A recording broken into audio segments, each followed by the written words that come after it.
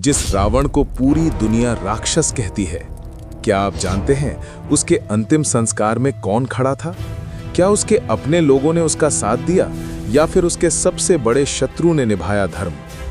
आज हम जानेंगे रावण के अंतिम संस्कार का रहस्य, जो मिलता है रामायण में। युद्ध का अंतिम क्षण। लंका की धरती कांप रही थी। एक ओर थे मर्यादा पुरुषोत्तम श्री राम और दूसरी ओर लंकेश रावण। रावण केवल राक्षस नहीं था, वो महापंडित, शिव भक्त और चारों वेदों का ज्ञाता था। लेकिन उसके अहंकार ने उसे अधर्म की ओर धकेल दिया। अंततः श्री राम ने ब्रह्मास्त्र चलाया और रावण धरती पर गिर पड़ा। लंका का सूर्य अस्त हो चुका था। रावण के गिरते ही महल में मातम छा गया। उसकी पत्नी मंदोदरी विलाप करने लगी। योद्धा स्तब्ध रह गए। तभी प्रश्न उठा, अब रावण का अंतिम संस्कार कौन करेगा? रावण का छोटा भाई विभीषण पहले ही राम की शरण में आ चुका था।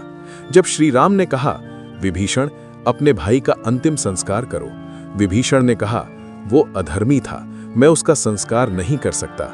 उनके मन में क्रोध भी था और पीड़ा भी। तब श्री राम ने जो कहा वो इतिहास बन गया। मृत्यु के बाद शत्रुता समाप्त हो जाती है।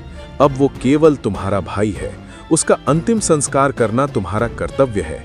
यही है राम का धर्म, यही है मर्यादा। विभीषण की आंखों से आंसू बहने लगे। अंततः रावण का अंतिम संस्कार उसके भाई विभीषण ने किया। पूरा संस्कार वैदिक रीति से संपन्न हुआ। श्री राम स्वयं उपस्थित रहे।